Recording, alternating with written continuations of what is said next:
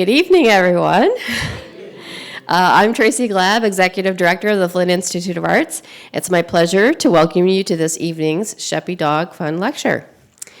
Tonight, we have Dr. Justin Sledge with us to present part 2 of Tree of Life, the connection between the divine and the world. And if you missed part 1, don't worry, you can go to our YouTube channel. It's already up there. You can watch it, or if you want to just take notes if you were here. And then this lecture, we usually aim to try to get it within the week up online, so it'll be on there shortly. Last week, Dr. Sledge presented part 1, as I just mentioned, and I'm just reading this over again. The Sheppy Dog Fun Lectures were established in 2012 by Dr. Alan Klein to address the topics of art, religion, and history prior to the 19th century. Thank you, Dr. Klein, for continuing to bring these wonderful lectures to the FIA.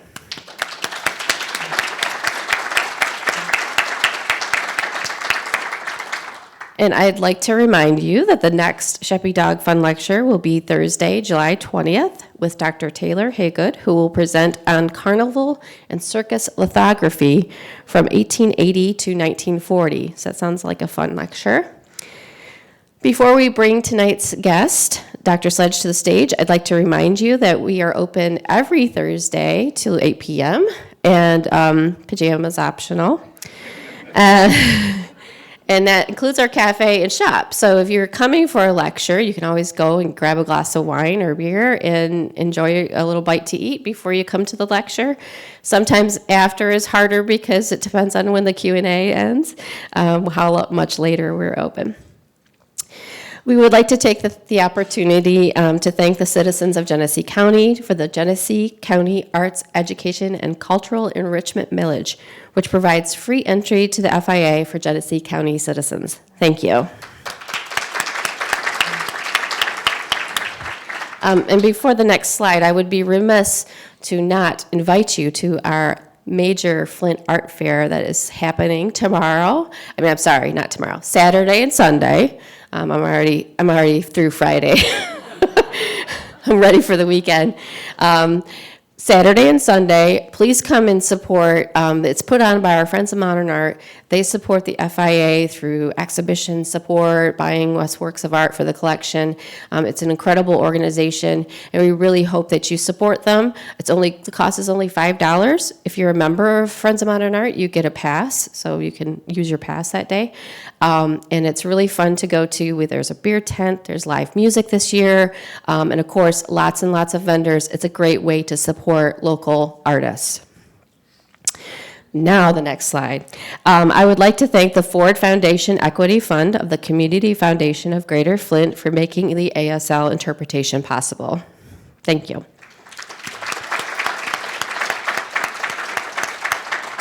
Now, please take a moment to silence your electronic devices.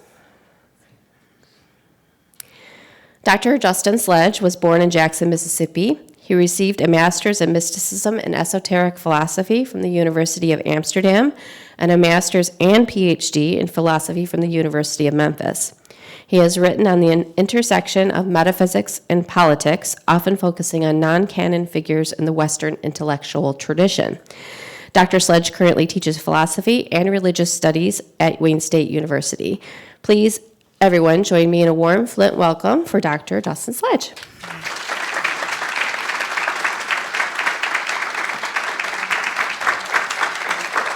Thank you, Tracy.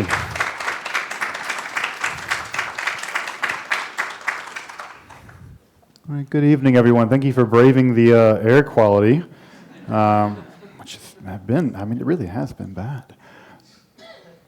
All right, so we're going to have to get back to the really fast forward version of last week. Oh, not too far. There we go. All right, again, welcome back. So tonight, we're going to continue talking about this business of this bridge that human beings, at least in the Western world, but also in the entire world, have gone through the amazing work of building between our world, the mundane world of the apparent, and the hidden world of the divine. And by looking at that, I want to take a look primarily at sort of two interrelated topics over the course of tonight's talk. The first, right, is the technologies by which people have built those bridges to reach that otherworldly realm, populated by any number of things: spirits, ancestors, gods, angels, demons, UFOs. Who knows? All kinds of things live in the region between our world and the world of the divine. And also how that gap, right, what that gap between this world and the divine world, how that gap has been populated by various kinds of entities. We'll talk about some of those entities tonight, including various layers of reality. So again, if you have a gap, you fill it with different kinds of realities, and we'll talk about some of those realities here in just a moment. And as we wrapped up last week, one of the things that I really wanted to drive home was the idea that otherworldly journeys, which is to say journeys by human beings from this world to that world, the other world, were ubiquitous by the late classical period, which is to say sometime around the turn of the Common Era, sometime around, if you want to think about Jesus, Muhammad, that ballpark of history, this was a staple in philosophy and religion. Philosophy and religion. It is not like religion had a monopoly on this. There were lots of philosophers, Plato, Plotinus, lots of P guys, all interested in otherworldly journeys. So this was a thing that dominated intellectual and spiritual life in the late classical world. We find it in Judaism, we find it in Christianity, we find it in Islam. Remember, also Muhammad also goes from Mecca to Jerusalem, and then he ascends into heaven as one of his great miracles. This is a ubiquitous experience in the religions of the late classical world. Also, the non-Abrahamic religions, what we might call paganism, though typically we don't like that term because that's an othering term. It's just a way of saying not Christians or something, which is funny considering they were the minority then. You know, it's funny how we paint history, right? So let's talk about what populates the world between our world and the divine world. In the divine world, generally speaking, that's the world of the gods, and typically the gods live there by themselves. It sounds a little lonely to me. It's like the penthouse you have, where you get to be the top of the building, but it's just you. That always struck me as a bit boring, but that's apparently where God lives, right? Now, between our world and the world of the divine, what's interesting if we turn to something like the Hebrew Bible is that we actually find very little evidence of the ancient Israelites. We're picking just on the ancient Israelites here for this moment. There's very little evidence of other kinds of beings in the Hebrew Bible, what we sometimes call the Old Testament. You can count on 2 fingers how many angels are mentioned in the Hebrew Bible, because there are just 2 angels mentioned in the entire Old Testament. You get an additional one, the third one, by name in the Apocrypha. In the book of Tobit, you get the angel Raphael, right? But there's just 2 in the Bible. It is amazing considering if you compare ancient Israel to its neighbors, the ancient Egyptians and the ancient Mesopotamians, those are full of all kinds of beings. The ancient Israelites have virtually none. In fact, there's very little demons in the Hebrew Bible. There's very little angels. Now, all of that is going to change when we get to a period of time, what we now call the Babylonian exile. The Israelites will go into Babylon and exile in 586, 587 before the Common Era, BCE. And in Babylon, they're going to come in contact with other religions, the Babylonian religion and especially Zoroastrianism, a dualistic religion founded by the prophet Zoroaster. In that religion, the interaction between the Jews in exile and the Zoroastrians is going to change the face of world religion, because those Judeans are going to combine elements from Zoroastrianism into Judaism, and it is going to foment a new kind of Judaism called apocalyptic Judaism. So I know that the word apocalyptic conjures to mind all kinds of things, like zombies eating people and things, but hold off on that in a second. It actually has very little to do with the end of the world, and I'll explain that in just a moment. But what we mean by the apocalyptic is typically a mode of religious speculation. It's a way of doing religion, a way of being religious, in which actually, interestingly enough, most apocalyptic texts, which, by the way, I should mention, there are more apocalyptic texts of Judaism than there are in the Hebrew Bible. If you were to take all the apocalyptic texts that have survived and compare them to the Hebrew Bible, it's about 2 to 1. That shows you how popular this form of literature was. Now, a lot of that didn't get canonized, but just because a bunch of dudes picked which books are in and which books are out doesn't tell us which ones are actually being read by most people. So what we have in the apocalyptic form of Judaism is a concern with cosmogony, where the world came from. They're very interested in where the world came from. And you might have an idea why. If you know where the world came from, you might know where it's going to end up. So they are very interested in where the world began. They're very interested in events in the primordial past. They do prophecy in apocalyptic Judaism. But this prophecy is interesting because they don't describe the future. They describe the now, but talk about it as if it's the future. The book of Revelations in the Bible is an example of apocalyptic Judaism. In fact, I would argue that the book of Revelations in the New Testament is the most Jewish book in the entire New Testament. It's overwhelmingly the most Jewish book if you look at it in its time. And what do you have in that book? St. John talking smack about the Romans, right? The beast 666, that's probably Nero, right? They're almost certainly describing events going on in their day in coded language. So this is another element of the apocalyptic. It's very coded. It has very highly coded language. Apocalyptic Judaism is very interested in a savior figure, right? Like a Messiah. That idea comes directly out of this. They're also interested in things like what kind of beings exist in the world and going on tours of the various heavens and hells. All things told, as you can see here, this long list of things are generally what goes on in apocalyptic Judaism. The term actually comes not about the end of the world. Scholars of religion have another special word for what we use to talk about the end of the world that's called eschatology. Eschatology is the study of the end of the world, but apocalyptic Judaism has to do with the fact that it's almost always revealed by something. The word apocalypsis means to reveal something. And so typically these texts are revealed to human beings, most often by some kind of angelic emissary. I know that you've probably been told that in Christianity it is illegal and it is sinful for you to practice magic. Historical Christians did not get that memo. We have lots of examples of Christian magic from back in the day. I love us telling people what they should and shouldn't do 2,000 years ago. Like, you're not supposed to do that. That didn't happen.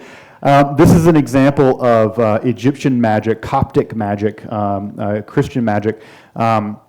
What's neat about this, there's lots of things that are neat about this. We have a really cool depiction of an angel here, but also if you look at these little symbols written around the angel, these are examples of angelic speech.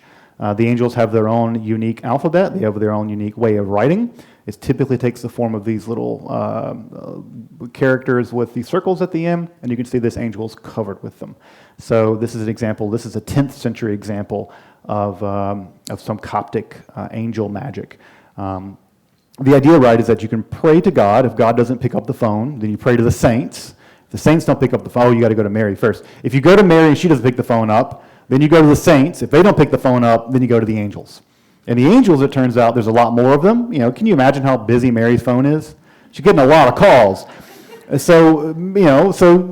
there's a lot of angels, and so you kind of get one. And so you can get Michael or Angel or Uriel or whoever. So angel magic was a pretty common technique in the Christian world to get things done when God didn't pick up the phone.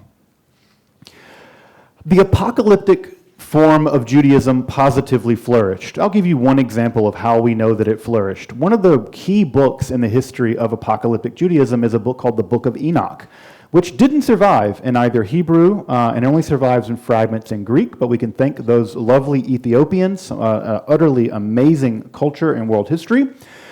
This is an example, a page of the Ethiopic Book of Enoch. It survives in a translation into their language called Ge'ez. In the Book of Enoch, we have Enoch being transported into the world beyond our world. He's given a tour of the heavens and the hells. He's given mystical insight into the beginning of the world. We learn where the origin of sin was. Interestingly, in Enochian Judaism, as opposed to Christianity, where in Christianity the origin of sin is a talking snake tricking a woman. In Enochian Judaism, the origin of sin is a bunch of angels who wanted to have sex with human women, and so they did that. I'm not kidding. There was an angel named Shemyaza, and he tricked a bunch of other angels into basically coming down here and hooking up. When they hooked up with these women, these angels basically traded knowledge for sex. I'm not joking. This is in the book of Enoch. And they taught them all kinds of things like how to make, weapons of war and cosmetics and how to use roots to poison people. And that's where sin came from. It came from angels having sex. Is it really that different than a talking snake? When people are like, that sounds ridiculous. I'm like, yeah, when that point one finger, you got three pointing at you. I'm like, so at any rate, the Book of Enoch, if you've never read it, is a gas. It is an incredibly amazing text. It's quite long. It's over 100 chapters long. You can get it in reliable translations online again. But what's interesting about the Book of Enoch is that if we go to our best-known collection of Jewish books in the ancient world, which is the community at Qumran, the Dead Sea Scrolls, we can take a look at the Dead Sea Scrolls and we can count how many copies of every book they had. And that gives us a rough idea about what they were reading and what was popular. There are more copies of the Book of Enoch than there are some other copies of the books of the Bible. There are more copies of the Book of Enoch than there are copies of Leviticus. Leviticus is canon. The Book of Enoch is weird. They had more copies of it than they had copies of the Bible or the Torah. So not only that, by the way, folks, the Jewish calendar that they used was the calendar found in the Book of Enoch, not the calendar that all Jews use now, which shows you, again, even how you count time was being affected by this genre of literature. Now, what I want to say, just to wrap this up about this whole apocalyptic book of Judaism, and by the way, there are some apocalyptic books in the Bible. The book of Daniel is an example of an apocalyptic book in the Bible. It made it in. So it is very strange, especially when you get toward the end. But that is an example of classic apocalyptic literature in the Bible. One of the two things that is going to be a big deal in the apocalyptic literature are going to be two. One, they're going to fill the gap between our world and the world of the divine, and they're going to fill it with all manner of angels and demons. If you were disappointed when you read the Hebrew Bible that there weren't enough angels and demons in there, get some apocalyptic literature, because that's all it is. It will go through demonic and angelic catalogs and tell you the name of 65,000 different kinds of angels who are responsible for everything you can imagine in this universe. Things like pushing planets around. They do anything like having to do with natural effects in the world, blowing the wind, causing fires. Angels and demons are responsible for all of it. And so we go from a angelic and demonic barrenness to an explosion in these creatures. Now, one of the things we're going to see, at least in the history of Judaism, and this is also true a bit in the history of Christianity, is that we're going to go to huge numbers of angels and demons, and then a philosopher will come along and say, that's ridiculous. There are only this many. And so, for instance, by the end of the apocalyptic, there are 365,000 different angels in the heavens, stacked upon each other, going all the way up to the throne of God. Yes, 365,000. It corresponds to the year. By Maimonides, the famous Jewish doctor and philosopher, he's like, that's ridiculous, too many angels. There are 9. Just 9, right? And he has complex reasons for why he whittles it down to 9. But this happens over and over again in Judaism. We'll go from 365,000 to 9, and then we get back to Jewish mysticism and the Kabbalah, and then we'll get a lot more again. So it's sort of like an accordion of angels, constantly rising and shrinking in their population. The same thing happens with the demons as well. There's always less demons, although the Talmud says that if you could see the demons, that's all you could see. There's so many of them, they would block out your sight. There are just that many demons. So there are less of them, but they're so numerous still that if you could see them, that is all you could see, at least according to the Talmud. There's a great also dictum in the Talmud that says, scholars, when their clothes wear down, scholars don't move around a lot. We sit at desks a lot and read books, so we're not like out in the fields toiling. So our clothes don't wear as fast as you would think, but they do wear down. Well, that's a riddle. Why do scholars' clothes whittle down? It's because they're constantly being brushed up against by demons. Didn't you know this is so easy? Sometimes I read things and I'm just like, this is just breathtaking genius and strength. Just so weird. Someone thought that and someone's like, that sounds like a great idea. I guess when in doubt, blame it on demons. It's better than the other option that most historical men take, which is blame it on women. So I far prefer that version. At least that saves poor women from having to deal with the responsibility.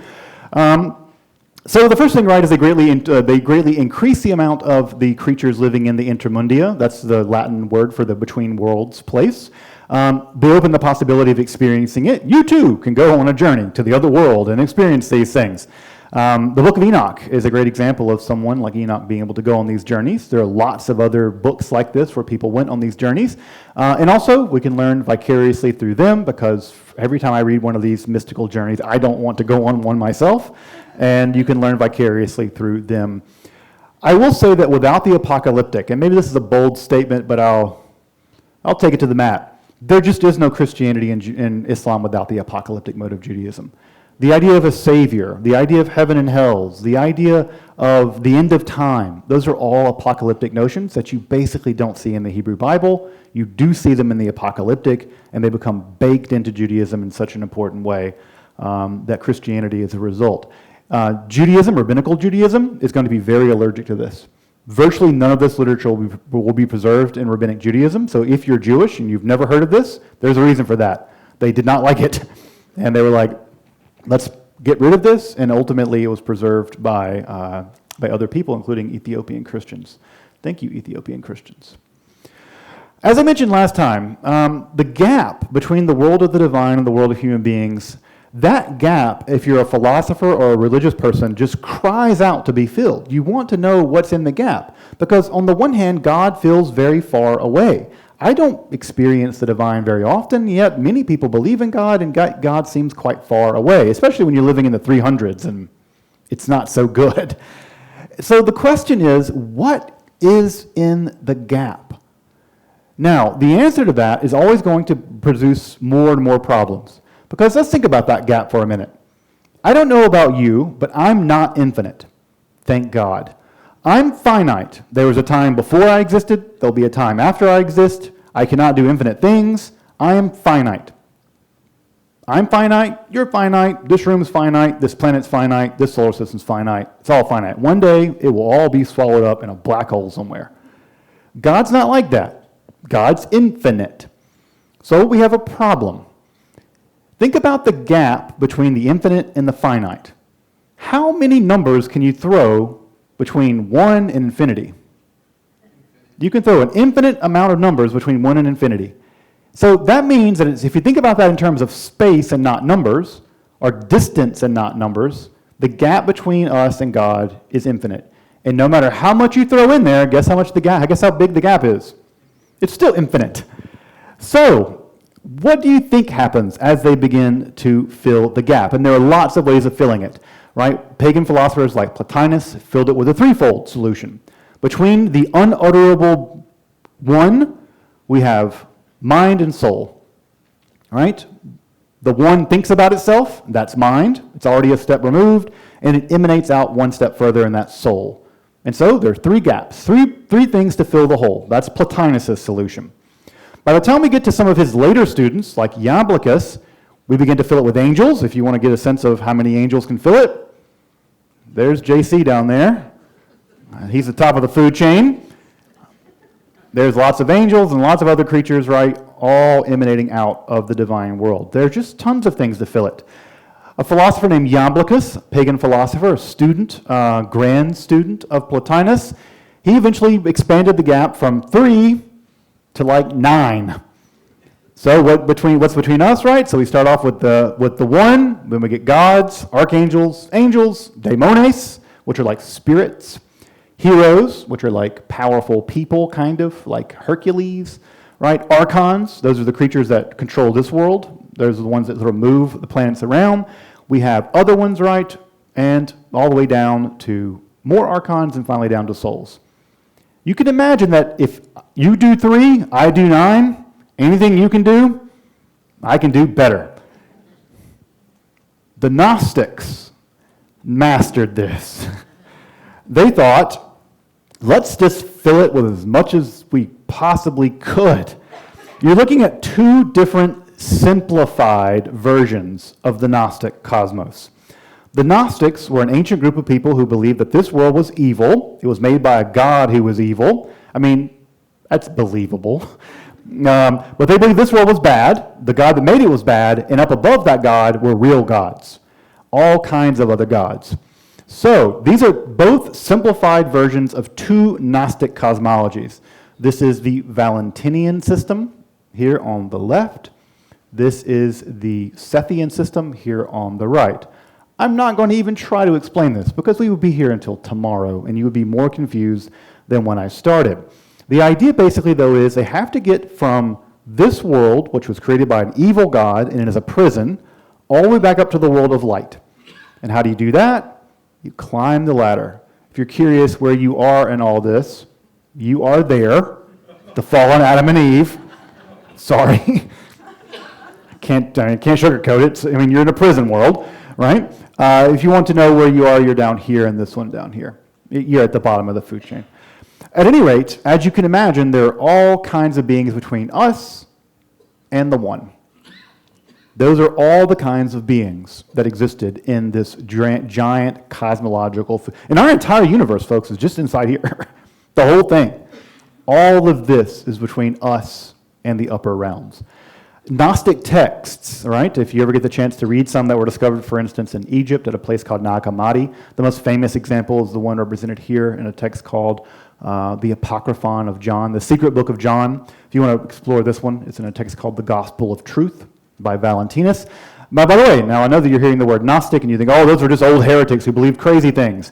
Valentinus nearly became the Bishop of Rome in the 180s. He was like 6 votes away. Had things gone slightly different, you'd go to your Catholic church, and this is what you'd learned. That's how close it came, right? He lost by about 6 votes.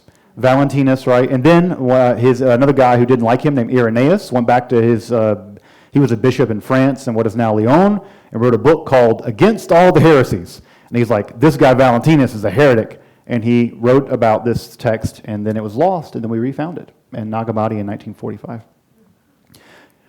Always something new out of Egypt, the Romans said, and it's really true. At any rate, this gives you a sense of just how complicated it is. Just FYI, so that you know, in between here and there where the squiggly lines are, there are 365 other beings. They just squiggly line those out because space. It's incredibly complicated. Now, Christianity is an ingenious religion for lots of reasons. I ended last time with one of the reasons why I think Christianity is ingenious is because how it manages to square circles. It inherits problems coming out of Judaism and out of pagan philosophy, and it synthesizes them, and almost incredibly in these amazingly ingenious ways. The Trinity. I could teach an entire class in the history of philosophy just about how all of ancient Greek philosophy has to be marshaled to make the Trinity work. If you've ever struggled to understand how the Trinity works, how a God can be 3 in 1 and homoousios and of one substance and begotten, not made, and you don't understand how all that works, it's because you haven't taken 10 years of Greek philosophy. If you just do that, it all makes sense. I don't know if that makes it true, but it does begin to make sense at that point, how it all works together. Christianity has a knack for that, a genius for that.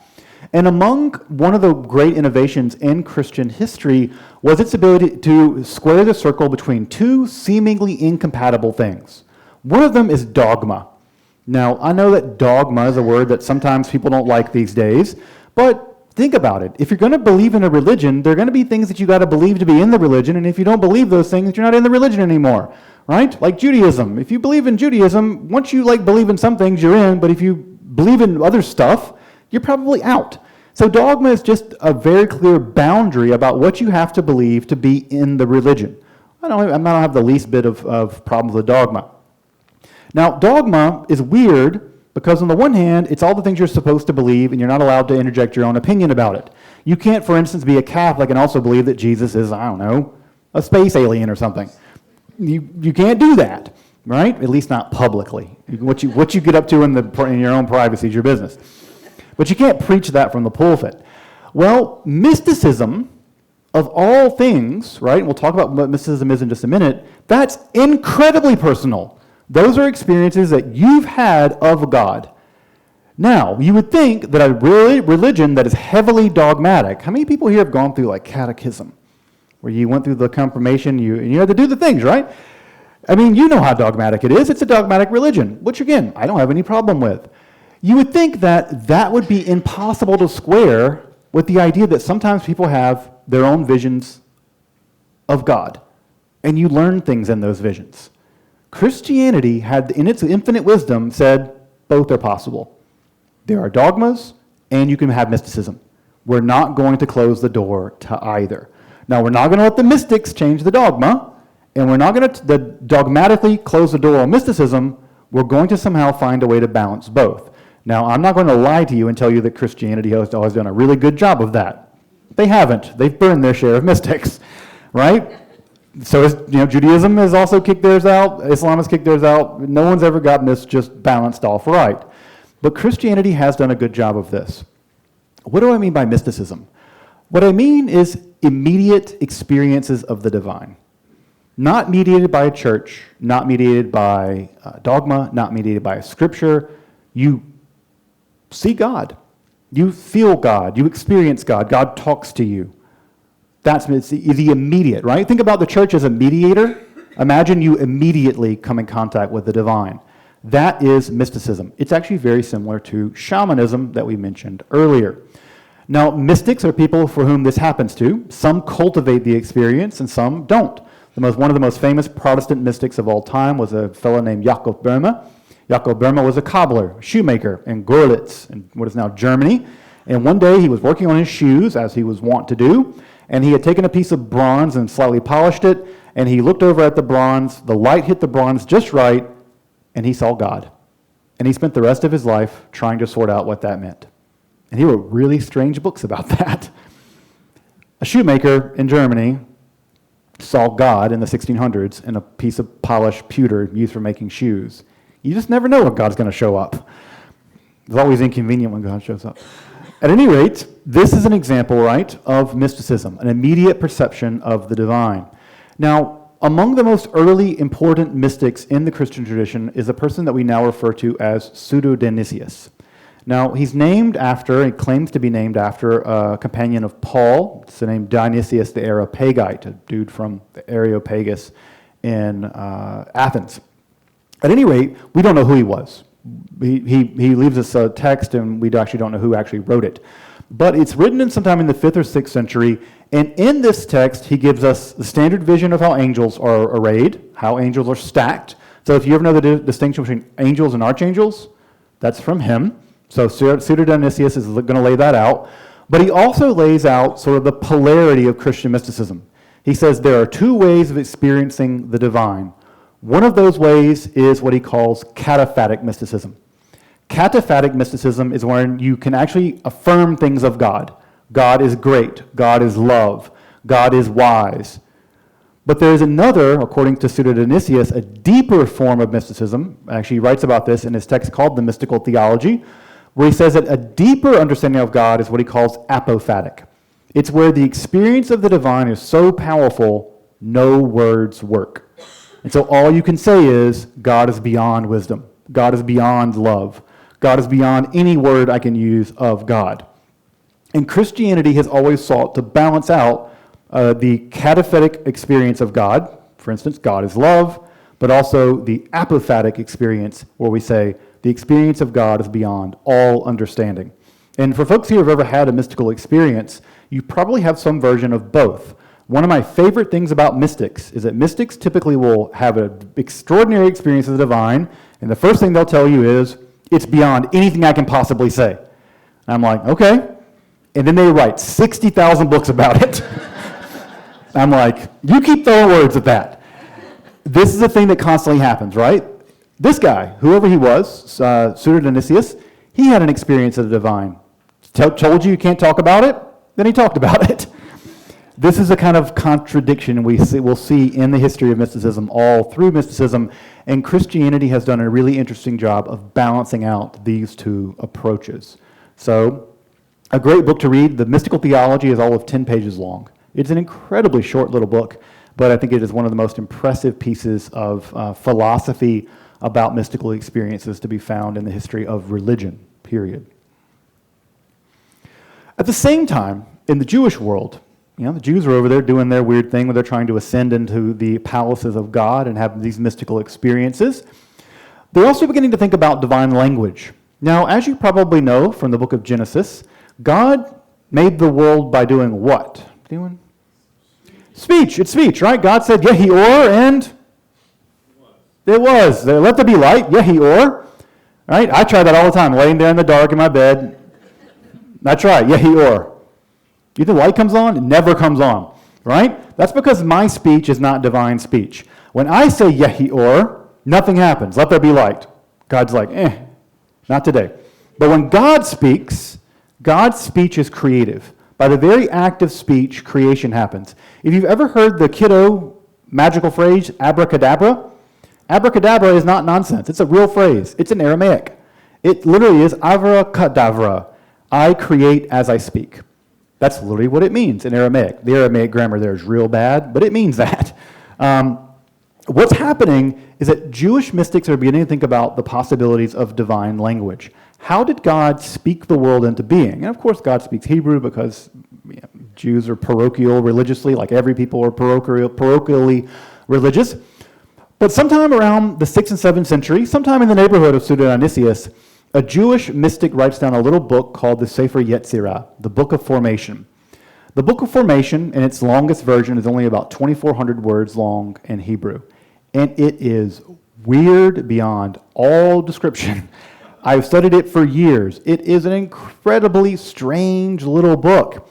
But it purports to tell us how God spoke the world into being, step by step, describing the literal points of articulation in the mouth where the divine speech happened. Why "ta" sounds make "ta" kind of things. Everything from animals to the constellations to the human body, all of it is described in this little tiny book, the Sefer Yetzirah. In fact, we're told in the Talmud that if you used it, you could create human beings. Those human beings are golems. Golems are human beings created by other human beings using this magical technology. In fact, in the Talmud, the rabbis there even use it to make a calf, and then they eat the calf. Yeah, it's kind of weird, but they make a calf. In fact, the Talmud even says that if you were righteous enough, you could be just like God, and you could create worlds. Literally universes, what it means in Hebrew. So if you were righteous, which I'm not that righteous, I can't get the lights to turn on, but if you were righteous, you could create whole worlds just like God. Again, Jewish magic, Christian magic, very different valences here. Christians, I think, would be a bit uncomfortable with that, but in Jewish magic, yeah, go create some worlds. Have fun, knock yourself out. Call your mother. At any rate, what we have in this is this ability to use language to create worlds. Not just that, but philosophers, Maimonides, classic doctor, rationalist philosopher, rationalist. Even him began to believe there's something between us and God, and there's a way to bridge the gap between us and God, and not just bridge the gap, but bridge it in a really, really neat way. Let's do some little basic Aristotle. For Aristotle, everything was either active or passive. If it was active, then something had to act on it to make it active. Let's imagine a top sitting there on the floor. The top is passive. The only way to get the top to spin is for me to go over and spin it, right? So everything in the universe for Aristotle is either active or passive. Now, your mind had to start off passive because everything starts off passive in Aristotle's mind. So what did Aristotle have to have? He had to have something to come and do what? Activate your mind. Like things can only activate other like things. A physical thing is the only thing that's going to be able to activate the top. Well, if the only like can activate like, and your mind isn't material, there had to have been something to activate it. Now, think about that for a second. And Aristotle writes one of the strangest sections in his entire corpus in a book called De Anima on the Soul. He comes to the conclusion that there is a separate active intellect that is eternally active. It's God's intellect, and God's intellect activates your intellect. That's how your intellect is going right now. Because it's like imagine a domino being knocked over. God's intellect knocks over the domino, turns the light switch on in your intellect. Through the Middle Ages, people began to wonder about this. If God's intellect is infinite and rational, then it's everywhere. And if my mind can come in contact with your mind through something like speech, what if my mind can come in contact with God's mind? How is that possible? Well, medieval philosophers and mystics like Abraham Abulafia came to the conclusion that if you use the right language, you basically can dial your wavelength in to God's wavelength, and then you tap into God's mind. And if you tap into God's mind with your mind, you for a moment get a glimpse of all the things that God knows. And you can download all that information. What do we call that when it's easy to know about the past, it's easy to know about the present, but guess who knows about the future? God does. So if you dial into God's mind, download that information, you now have the gift of prophecy. Rationalist philosophers and mystics through the Middle Ages used this technique to basically dial into God's mind, what is called the active intellect. This idea of the active intellect was everywhere in the Middle Ages. It's a completely gone idea now. No one talks about the active intellect anymore, but both of philosophers like Abraham Abulafia, a mystic, and a philosopher like Maimonides, both used the ability to tap into the active intellect. What you're looking at on the screen here are techniques that Abulafia developed for how to tune into God's mind. These are wheels full of Hebrew letters, full of Hebrew sounds, and the idea is as you work your way through these, they're a bit like mantras, if you're familiar with mantras in the Buddhist or Hindu tradition. They're a bit like mantras. In the same way that a mantra like tunes the mind, these tune the mind so that your mind gets tuned in to God's wavelength. And as you work through these by chanting them over and over and over again, eventually by the end of it, you can see these little things where you're getting out of there. That's your mind reaching up to God's mind. So these techniques are medieval Jewish techniques for basically reaching into the mind of God. Now you might be wondering to yourself, if you're Jewish, why in the world have I never heard of this? Because even in printed versions of Abraham Abulafia's books, these are omitted, even to this day, because they're thought to be too dangerous. They exist only in manuscripts. There is no modern edition of these because the 5 scholars that work on them refuse to publish them. Because 3 of them are ultra-religious, and they say to this day that these are too dangerous to ever enter into the public domain. This shows you how ridiculous scholarship can get. I'm like, whose job is it yours to tell me what I should be knowing, right? But there are people out there who use these techniques, and I've heard, at least through the grapevine, I've never used them because I don't want to know what God's thinking. He's very, very anxious. But people still use these. This is one of 3 or 4 manuscripts. This is from a manuscript that actually is in the Vatican that I've seen in person. And these are some of the techniques by which you dial into God's mind. So again, how do you bridge the gap? Think about the way that we can bridge the gap of distance with a radio. Imagine you can bridge the gap of distance with a radio. Your mind's like a radio. You can dial in to God. Another great mystic around, again, the same time, we're now in the year about 1000 or so. As you probably know, especially if you're a woman, since the period of agriculture, women have been systematically marginalized from society, especially in religious matters. That is to say, you're not going to see many gods who are women, at least in monotheistic religions. You're not going to see many powerful women priests. Even the Vestal Virgins in Rome were very carefully curated, and they would be buried alive if they lost their virginity. And in any case, there are no female priests in Judaism. There are only recently women rabbis. My wife is one of them. There are very few in the realm of religious women experts after the period of agriculture, with some exceptions, but not many. And certainly not the case that they are the top of the food chain when it comes to social and political religious power. What's interesting about mysticism is it cuts right through that crap. Because you can say whatever you want about the role of a woman, that she should be pregnant in the kitchen, but if she sees God, can you tell her that she didn't? No, she's like, yeah, I did. What are you going to do? Like, you can't undo my experience. My experience is my experience. And insofar as it is immediate, you don't need a male priest. You don't need a male rabbi. You don't need some dude telling you what some book in Latin tells you you're supposed to believe, because you just experienced God. And no one can tell you differently. They can burn you, but that doesn't make you wrong, right? They can shut you up, but none of that changes your experience.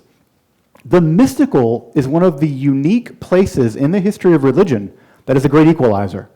Because it doesn't matter what your socioeconomic status is, doesn't matter what your condition is as a lord or a peasant, if you're a man or a woman, if you're a child, none of it matters.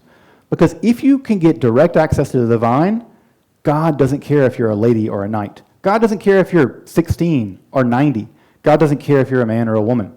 Because if God has chosen you, for whatever reason, to experience God, then you did it.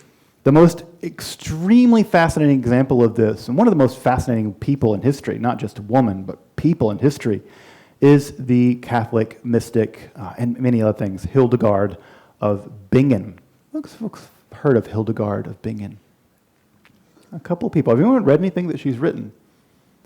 Yeah, it's. Hopefully I can convince you to go pick up some of the things that you can get her collected works in one volume. It's fantastic. You can get it very inexpensively. Hildegard came from an aristocratic family. She was mostly functioning, largely flourished in the 12th century. Get this. She was an abbess. She was in control of 2 abbots, both of which she built by hand with her nuns, by hand, in a very remote area of what was in Germany and now was Rupertsberg. You can go visit her abbot, by the way. I've been there. She was a scientist. She wrote books on herbal medicine and the properties of stones and what we might now call potions. She was a composer. As you probably also know, the Benedictine order is just beginning to wrap up at this time in terms of standardizing church practice, and how one of the things you need to do in standardizing church practice is standardize the music. How do you do that? You got to write it down, because you don't want the monks over here in Germany and the monks over there in France singing different songs. They need to be singing the same song. So what do? You write the music down, and they invented a system for writing it down. Within the generation or so, Hildegard is one of the earliest composers for which we have music that you can still listen to.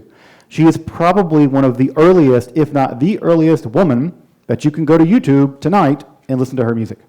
She wrote it down. It's unusual. If you're a fan of plain chant, listen. I love plain chant. If you listen to Hildegard's music, what's famous about it is that it goes from normal plain chant and just jumps like 4 octaves for no reason, or for reasons that are inscrutable to us. It sounds very unusual. It's just like, it's almost like shouting when they jump these octaves, which is very unusual, because if you think of plain chant, you think of, it follows a very stable timbre. Hildegard's music does not do that. It's like the prog rock of the 11th century. Yeah, that. Anyway, she invented her own alphabet, by the way, and she also invented about 1,000 words that she and her nuns used unique to them. It's a language that's called the lingua ignota, the unknown language. It was mystically revealed to her. It's a very strange language. By the way, some of her music contains words from her mystical language in it. So if you're reading along in Latin, as you want to do, and you come to a word like orchibus, and you're like, that ain't Latin. It ain't Latin. It's a lingua ignota.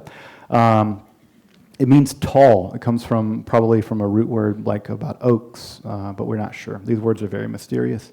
At any rate, she began having mystical experiences at the age of about 6, and she had them all through her life, typically associated with migraines. There's a long history in the Western world of women mystics and migraines.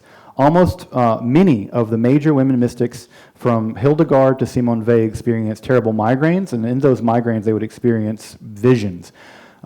There's some neurological evidence that might suggest that over here in your temporal lobe, there's a certain area that in your temporal lobe that if it gets stimulated, people often experience the divine, and we're thinking that maybe if those migraines were clustered over here, they could fire it off. By the way, they discovered this in centrifuge trainings. They would take astronauts and put them in a centrifuge, and if you go one way, it stimulates, it's going to put pressure over here, and if you go the other way, it's going to put pressure over here. And they found that when they went that way with the pressure over here, people were like, yeah, I was able to do the whole G testing, but there was a bunch of angels in there.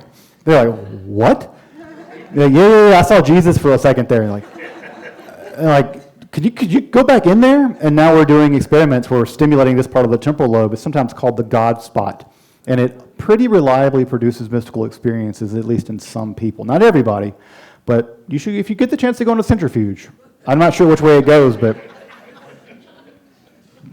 go might see God.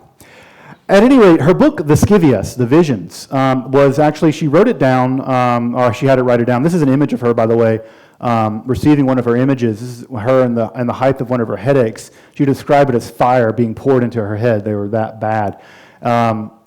She would sketch out the visions on wax tablets and dictate them to her secretary, a dude named Volmar. Let me repeat that. That is a woman in the 12th century using a man as a secretary. This gives you some sense of how respected she was in the Catholic world. In fact, there was a sort of a mean Catholic guy who didn't like the fact that this weird Rhinish woman was having visions, and he took her visions, a copy of her visions to the Pope, and said, "Hey, what are we going to do about this?" And the Pope read them, was like, "I don't know, publish them, this is amazing." Egg on his face. She continued to have visions throughout her entire life, and you can buy and read a copy of her visions, Scivias, and her collected works. I won't tell you it's the most exciting thing to read in the world, but it's weird. It is a very strange group of visions, often involving clusters and clusters of angels and saints and the divine structure of the heavens, typical stuff.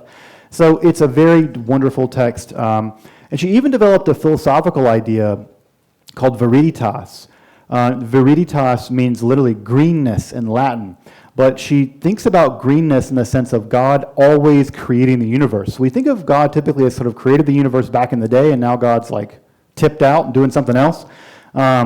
Position sometimes called deism, it's what Thomas Jefferson believed.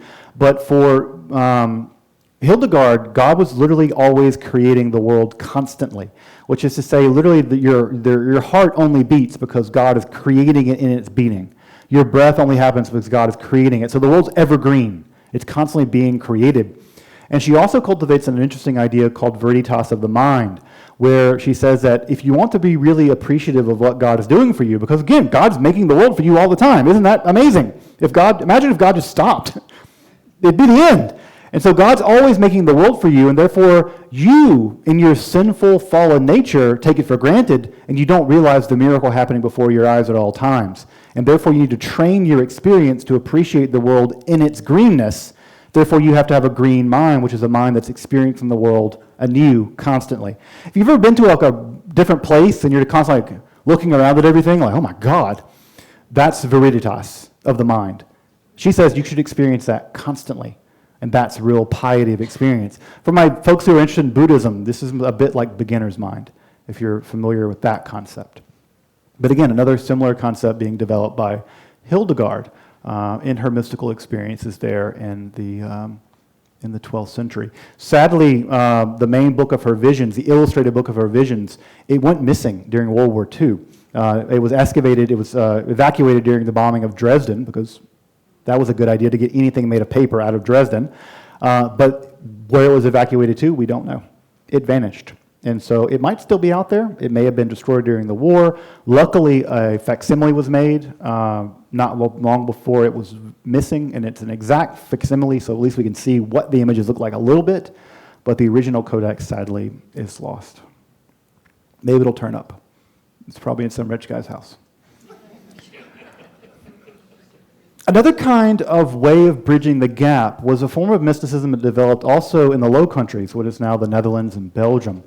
This is a form of mysticism also pioneered primarily by women, but these women are interesting. They're interesting, and again, I'm focusing on women here, not because there aren't plenty of male mystics, it's because we don't talk about these women one much. I feel like if I have the chance to introduce you to people, I've introduced you to people you're maybe not going to get introduced to in other cases. One of the really interesting things that develops in the Low Countries is a new form of mysticism developed by a group of women called the Begijns. Folks ever heard of the Begijns before? The Begijns, some people, or the Bechards, or their male counterpart. Begijns were women who were dedicated to the life of Christianity, of the apostolic life. That is to say, they wanted to serve the poor, serve the hungry, serve the sick, but they did not want to become nuns. Many of them, they joined their own communities, which is to say they were never married. They made their own communities. They provided for themselves. They also didn't want to be nuns because they didn't want to live in poverty. So they would often have their own businesses. So they would often, some of them would work one day of the week, and then the other ones would serve the community. And so they often were independent. Some of them became quite wealthy. The communities were called Begijnhofen. And these Begijnhofen typically were associated with women who were really independent women. As you can imagine, this is going to terrify all these dudes back then. Wealthy, independent women, just about the most scary thing to a medieval man. These independent women began to develop a form of mysticism unique to their communities called minimistic, love mysticism, where they took elements from courtly poetry. If you've ever read any medieval courtly poetry, it's all about pining away for the woman you'll never get, and you take sort of erotic delight in not getting her, right? Because, If you've had a crush on someone, you actually go on a date with them, and it was like, eh. Yeah, the only thing worse than not getting what you want is getting it. Well, they took this very bawdy, courtly poetry, and they converted it into mysticism, where they pined away for Christ. Some of these poems are raunchy, y'all. They're like, I want, because again, Christ is everywhere. They were like, I want to feel the embrace of Christ in the bed tonight. And you're like, what? And again, it got really erotic. I mean, so erotic that some of this stuff really got shut down. The church was like, yeah, you can't really talk about wanting to fondle the wounds of Christ. And you really to talk about sort of groping the agony of Christ and being their pain. In fact, one of my favorite mystics is a mystic of this tradition called Heidevich.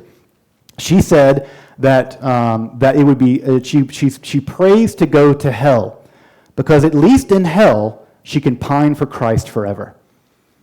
She doesn't even want to go to heaven. She's like, no, in hell I can pine. It's the joy of the pining that I want. This is an extreme form of love mysticism. And it was in these communities where they begin to talk about the love as kind of an abyss that you fall into, that you want to go into the desert of love. Because in the desert of love, all you do is crave for water. And in the desert, you can think about nothing else than the craving you have for water. And in the desert of love, all you can think about is the craving you have for the love of Christ. And so this form of mysticism says, all that matters, all that exists is just love. Pure, unbridled, insane love. And if you focus your entire attention upon love, it's then you cross the abyss to Christ. But even then, like Heidevich, the mystic Heidevich, she wanted to go to hell because she was like, at least in hell, I can pine forever. I want to be as far away from Christ as possible because that far away, I feel his love the most. I can experience my love for him the most.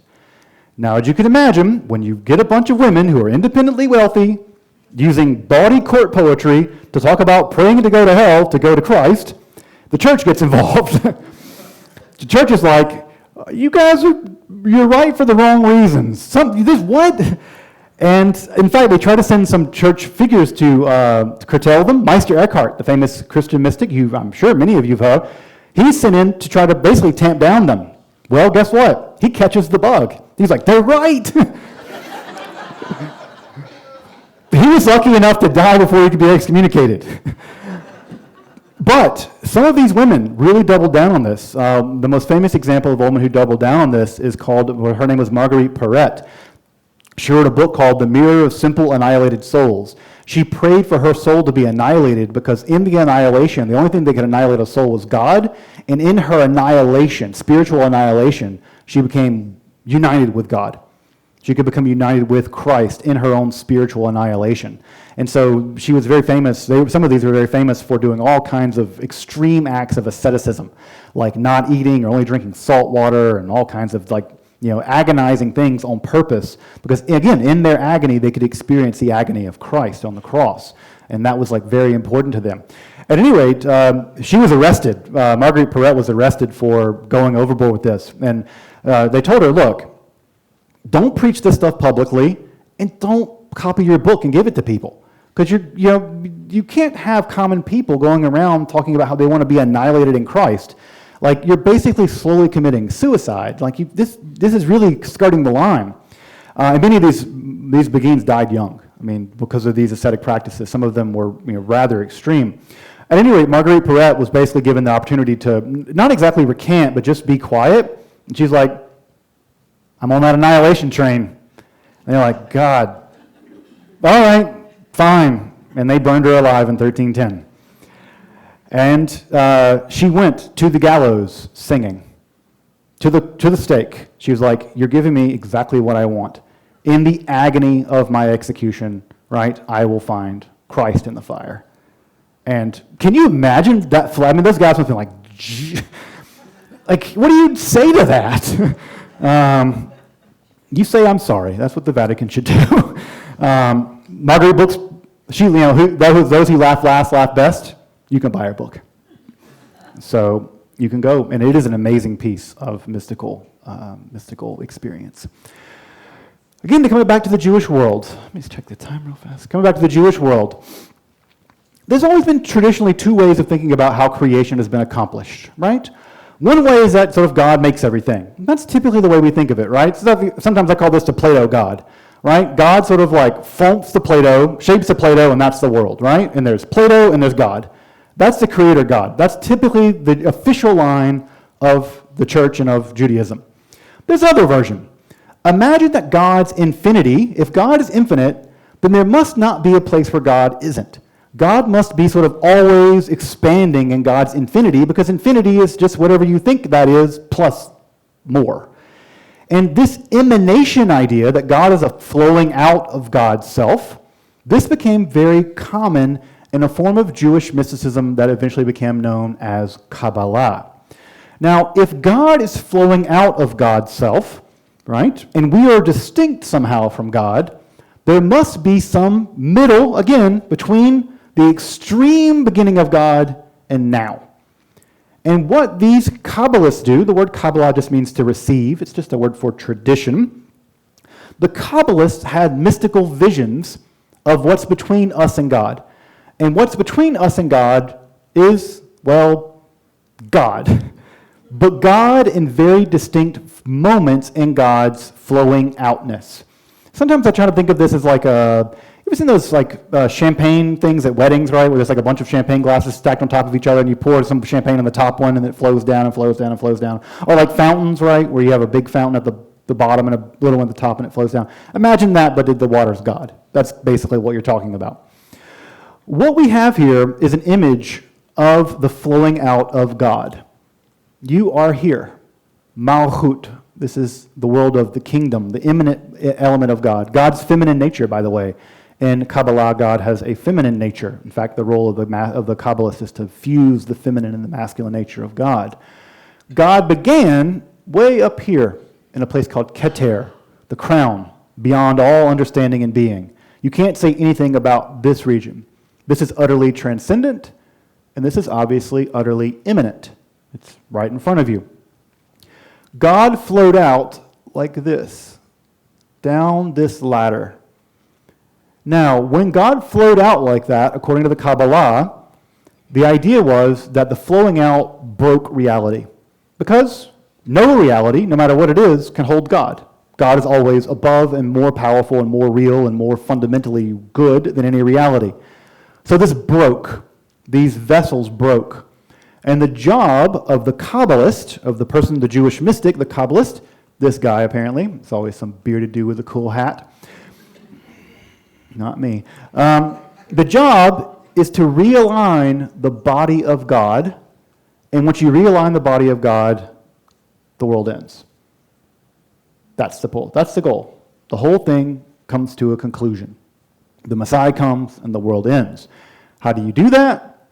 You do it through all kinds of mystical techniques. There's all kinds of breathing techniques and meditation techniques and chanting techniques, and then just being a good Jewish person. Right? If you've ever been in a subway in New York and some bearded Jewish guy asks you, hey, have you put on the tefillin? Here, do you light Shabbat candles? Right? What they're trying to do is to get you to do that, because every time you do that, it realigns the shattered body of God. And the more it gets realigned, the moment that it finally gets realigned, everything comes to a conclusion, and the world comes to a happy ending. This form of mysticism, as strange as it sounds, goes on to become the de facto theology of Judaism. If you're familiar with Thomas Aquinas becomes basically the de facto theology of Catholicism. This is the de facto theology now of Judaism. Now, not all Jews study the Kabbalah. Some people know a little bit about it. Some people know less about it. But basically, this is now the de facto theory of Judaism, basically. A couple more, right? A couple more slides before we wrap up. The Renaissance was a renaissance of lots of things. I'm sure you most famously know the Renaissance in art and literature, but it was also a renaissance in religion. Because of all the texts that we rediscovered from the ancient world, we rediscovered a bunch of pagan texts, a lot of texts not written by Christians. Now, one of those texts that's very important was a group of literature called the Corpus Hermeticum. The Corpus Hermeticum is a small collection of literature allegedly to have been written by an ancient Egyptian sage named Hermes Trismegistus, the thrice great Hermes. This literature purports to be the first literature. In fact, many people believed, back at this time and previously, that Hermes Trismegistus basically was the first wise person, the first philosopher. And in fact, there's even legends that he taught Moses. Now, that sounds kind of blasphemous, that a pagan philosopher trained Moses. This was accepted into common, everyday Catholic understanding of things. If you want an example of that, this is a mosaic on the floor of the cathedral in Siena, in Italy. That's Hermes Trismegistus. That's Moses and Aaron being taught by Hermes Trismegistus. This is in a Catholic church. The idea is that this ancient pagan wisdom predates the Bible. The Bible. There's more primeval wisdom earlier than the Bible. When Ficino, the translator of this literature, got his hands on it in the 1470s, he paused his translation of Plato. He was translating Plato's complete works. He paused it to translate this. Because he was like, who cares about Plato? We have the original. This is the original, most ancient teachings in all of human history, the Corpus Hermeticum. And when this new texts were developed, all kinds of religious haywire broke down. Because there were people, Catholics, arguing, well, if Christianity has gone through the game of telephone for 2,000 years, and we don't have access to the original teachings of Jesus, but we do have the original teachings of Hermes Trismegistus, shouldn't we just convert to this? And some of them did, like Giordano Bruno, and they burned him alive in 1600. For that and other things. He also claimed things like the universe is infinite, and all those stars you see are just other suns with other planets around them. And they were like, nope. Yeah, they burned him alive. They even used wet wood to burn him alive, so he would burn longer. Really a flair for the cruel in that one. You can go to, by the way, you can go to where he was burned alive in the Piazza di Fiore in Rome. They built a really cool statue of him there in the 19th century, and he's facing the Vatican with his right foot forward, and he's glaring. He's like, don't do it again. It's really a great. The Catholic Church originally asked for them to take it down. They're like, well, you shouldn't have burned the guy. Small price to pay. You get a menacing statue. At any rate, many people began to experiment with synthesizing ancient, recovered paganism with Christianity. One of the practices that was recovered was the practice of magic. Magic was recovered in this practice, and magical texts from the ancient pagan world were also developed. And the idea was, if God made the world such that it had all these kind of powers, then God made it for us to use. We should be able to use it. And in fact, using it makes us like God. Now, that sounds kind of idolatrous, but there's an entire tradition in the Catholic world, in the Christian world, called imitatio Dei. You imitate God. When you be good, you're imitating the goodness of God.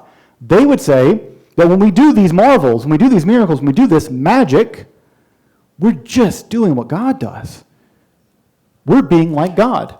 Why are you going to prosecute us for this? We're not doing evil stuff. We're not convorting with demons. We're just learning what ancient peoples knew, how to do this stuff, and because God can do it, we can do it, and by doing it, we bring glory to God. We become like God. Don't prosecute us for this. So people began to practice Christian magic. Now again, I know some of you would say, Christian magic, that's an oxymoron. But again, you have to understand that magic in this sense is simply doing the kind of things that God can do. And God can do neat stuff, like turn water into wine. It's a very inexpensive way of getting drunk, right? I love that story, because that's the story where the apostles asked Jesus to do it, and Jesus says no, and they go to his mom, and they're like, Mary, make him do it. And then Jesus is like, okay, and he does it. I love that. He's like, no, because it's the most Jewish story, because there's no Jewish boy who's going to be like, no, mom. I love how also that forms the ground for Marian intercession. It's like, if you can't get Jesus to do it, ask his mom, because he can't tell his mom no. Like, if that's not magic, like pestering Jesus' mom to get him to do stuff for you, I don't know what is. I just love it. It's the most Jewish practice in all of Catholicism. Getting Jesus' mom to get him to do stuff for you. It's just perfect. The more I learn about religion, the more that I just love it. It just boggles the mind. And then it got weird.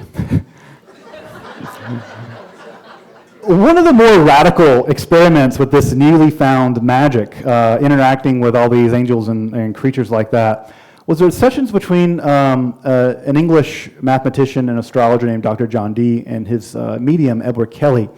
Dee and Kelly, for about the course of 7 years, engaged in a practice by which Kelly stared into a crystal ball, and he reported seeing all manner of things in this crystal ball. He'd recount them back to John Dee, and John Dee would write down what he saw. Eventually, they began to see angels in these crystal ball, and eventually these angels began to tell them that the world's near to end, because that's what angels typically tell people. At any rate, these angels not only began to reveal things in English to them, English and bad Latin, but they began to reveal things in their own language. Now, people typically, when you speak in tongues, it's typically gibberish. Now, what we found out as we began to study these documents is that they began to reveal things to them in the angelic language, and it turns out the angelic language is not gibberish. It has grammar and syntax, and it was revealed backwards in reverse order. We don't know what was going on in these sessions. It is incredibly strange. I've spent 10 years of my life working on just these manuscripts. We have page after page after page of Kelly staring into a crystal ball, not cheating, speaking in a language that is completely artificial. So, this book of celestial speech, which does survive, you can read it. We have about 20 or so psalm-like texts in this language. And over the course of the relationship between Dee and Kelly becomes very, very strained. The angels become increasingly hostile. Poltergeist activity begins to occur. And eventually the angels tell them, you need to switch wives, temporarily. And they do it. They do it. They have sex with each other's wives. And then the angels are like, all right, the apocalypse is soon. It's coming, guys. And at this point, Kelly has a mental breakdown and basically quits. He leaves and joins the court of Rudolph II, becomes an alchemist, and eventually dies trying to escape from prison because alchemy doesn't work. He claimed he could make a lot of gold, didn't, and they imprisoned him, and then he jumped out of a window in a prison and died. These sessions are some of the most bizarre and perplexing sessions in the history of the Western world. Scholars still don't know what went on in these sessions. And it wasn't like, we don't think fraud's involved, because the degree to which this goes on for 7 years, it would require an enormous feat of fraud to make this happen. And also, Dee hid these before he died, and they weren't discovered until a generation or two after he died. So he was never meant to publish these to make money. In fact, he hid them in order to not, get burned alive. So again, another strange thing. Not only can we populate the world of the divine, we can talk to the beings in there, and they can tell us to do things with other people's wives. Beats me, but it is very strange. Dee tried to hide those sections, by the way. They're marked out, but we were able to recover them. And they did, in fact, switch wives briefly. Got a couple more. This also is a period of time where the human being is now being decentered, right? We go through the period of Copernicus, and the human being is no longer the center. We thought of ourselves as the center of the universe for quite some time, and over time we now increasingly begin to realize that we're not. And God seems to get really, really far away. I do like the fact that they were, have folks ever heard of the Tychonian system of the universe? The Tychonian system is a compromise system between the Copernican system and the old geocentric system. This is a Tychonian system, right? So that's the sphere of the stars. So that is the Earth and the moon, and that's the sun and Mercury, and all the other planets is. So the sun does go around the Earth, but all the other planets go around the sun. It's a mixed model. Right? It's neat. There's no way this could work because of gravity. But there'd be a cool Star Wars universe in which we make this system work, where it's actually a Tychonian system. They desperately did not want to get rid of the Copernican system because, again, we're the star of the show. You're the main character in the center of that show. And by decentering us, they did not want to do that. So this compromises. It doesn't work. Gravity wouldn't allow this to work. And again, think about this just for a minute, folks. This group of the stars here was called the floor of heaven. When in the medieval person, when they looked up at the night sky, they weren't looking at stars. They were looking at holes in the roof of heaven. You were seeing light from heaven come through holes in the floor. That's what you were seeing. When you looked up in the night sky in 1300, that's what you saw. Can you imagine the shift of now we think they're just big balls of hot gas? Imagine the shift in consciousness that evokes. You go from I'm literally looking at light coming from heaven, that God is just right there, right, to balls of gas. That is an enormous shift in our position in the cosmos and in reality. But to be honest, to be very clear, the Age of Reason was not devoid of mysticism. Some of the greatest texts in the history of mysticism were produced in the Age of Reason, in the Enlightenment. I mentioned to you Jakob Boehme. He was writing in the middle of the Enlightenment. Newton wrote 1,000,000 words about alchemy and mysticism. Almost 10-1, his books about physics and mathematics. Physics and mathematics was a fun hobby he had. Mysticism is what he really cared about. And his job was at the Mint.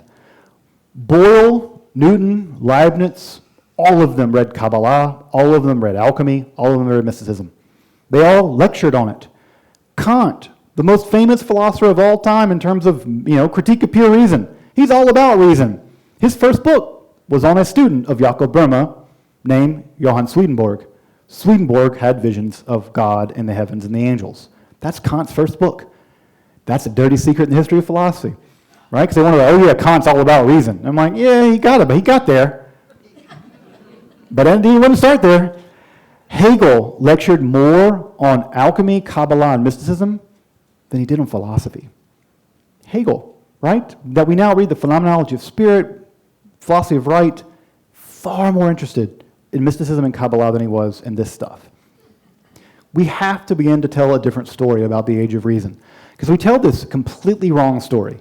There was dark ages, and then the Renaissance happened, and everybody got smart, and then people kept getting smart because they abandoned superstition in the Renaissance, and then science fixed everything. You were told that story, right? It is hilariously wrong. It's the most perplexingly, simplistically stupid story that it's ever, and yet we continue to tell that to students all day, every day. I still, to this day, right, I teach my students, right, we talk about modern philosophy. One of the first people I teach is Descartes, right? Descartes.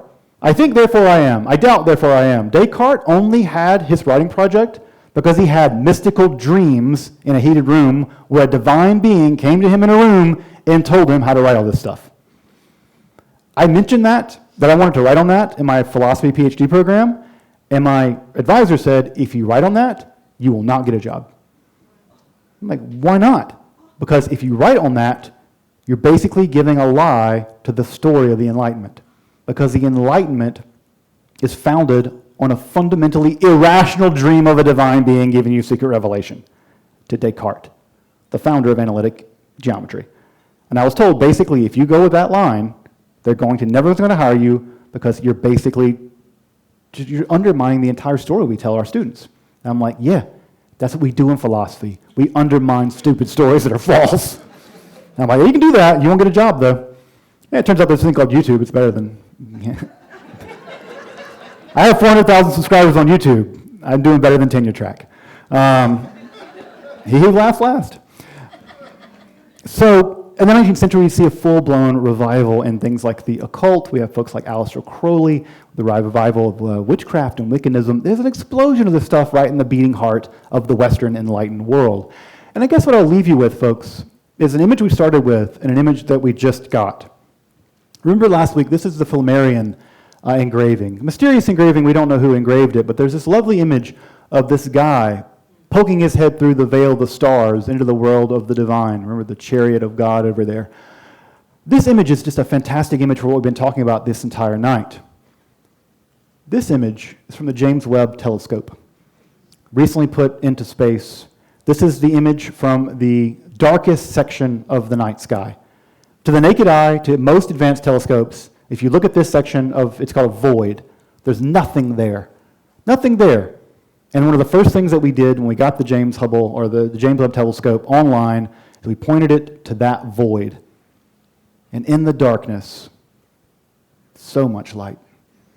We're still poking our head through. Thank you.